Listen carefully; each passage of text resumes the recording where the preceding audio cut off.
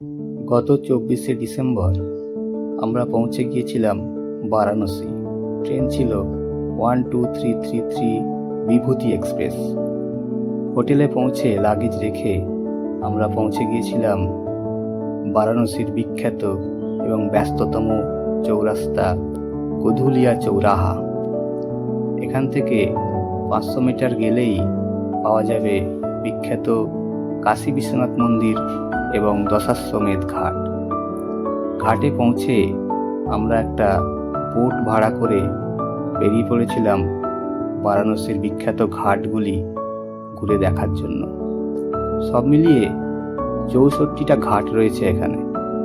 প্রতিটি ঘাটেরই কিছু না কিছু ঐতিহাসিক গুরুত্ব রয়েছে। তার মধ্যে রয়েছে ললিতা ঘাট, যে ঘাটে রয়েছে কাশী বিশ্বনাথের মন্দির। এছাড়া রয়েছে রাজা হরিশ্চন্দ্রের ঘাট, যে ঘাটে দানবীর রাজা হরিশ্চন্দ্র মৃতদেহ দাহ করতেন। এছাড়া রয়েছে আরও অজস্র ঘাট। ঘাটগুলো ঘুরতে ঘুরতে বিকাল গড়িয়ে সন্ধ্যা হয়ে গিয়েছিল।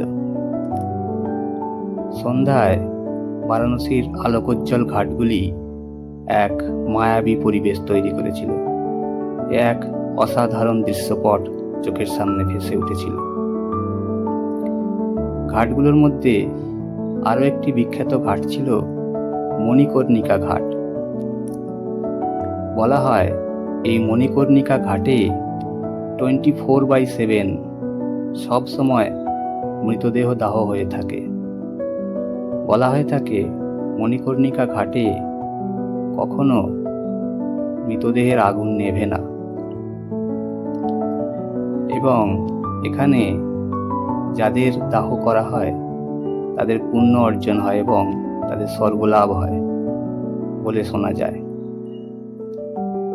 যাই হোক, বারাণসীর ঘাটগুলি ঘুরে দেখার পর আমরা ললিতা ঘাটে ফিরে গিয়েছিলাম। আগামীকাল আমরা চলে যাব অযোধ্যা রাম মন্দির।